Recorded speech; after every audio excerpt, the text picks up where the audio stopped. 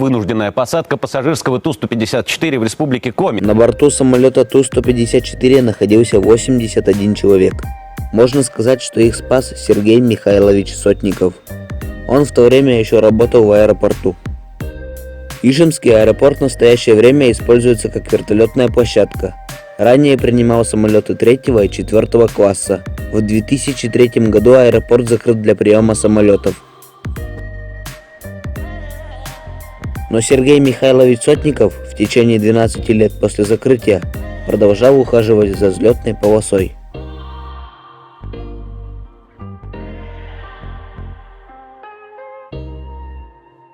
Его старания не прошли даром. Сергей Михайлович 7 сентября предотвратил трагедию.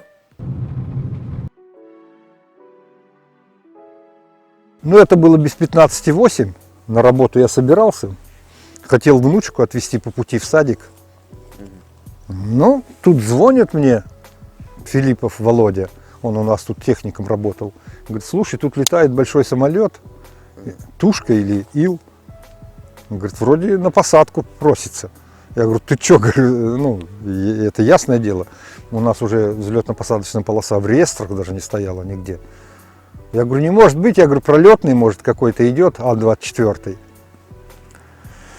Ну, а потом мне метеорологи тут у нас были. Эмилия Семеновна, начальник метеослужбы, звонит, говорит: слушай, говорит, этот большой самолет какой-то уже сел и катится по полосе. Я в машину и сюда приехал.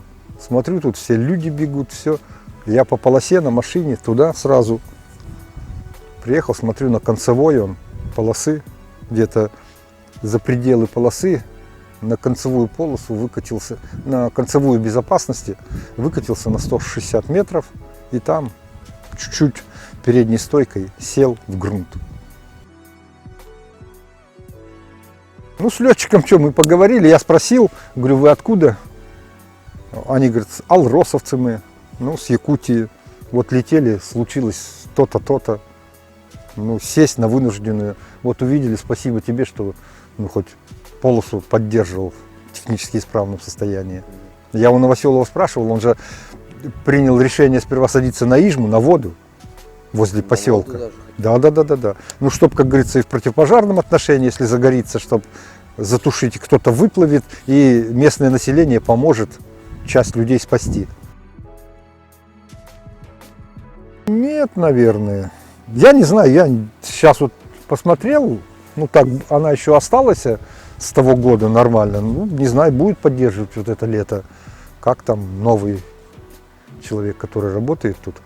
Работать безвозмездно тоже не каждый сейчас согласится, правильно? Да.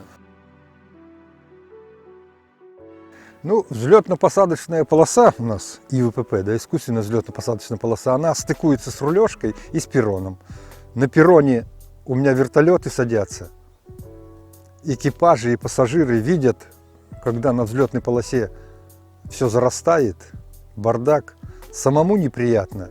И я рассчитывал на то, что все-таки ну, заметят все, увидят это и запустят авиацию малую, как раньше вот было в советское время, и летать начнут. Каждый день тут приезжали экскурсии со школ, с Шили-Юра, с Ди-Юра, с Иргеншара. Ну, все люди приезжали, смотрели, интересовались. Конечно, и вопросы задавали, и фотографировались. Все тут было, даже свадьбу делали, приезжали, жених с невестой там возле самолета фотографировались.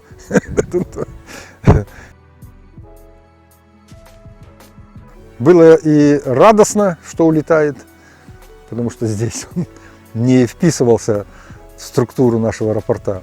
У нас полоса и аэропорт не соответствуют таким большим самолетам. У нас МВЛ, местные воздушные линии, максимум Ан-24, вот Ан-28, Элки летали. А таких самолетов не было, конечно, у нас.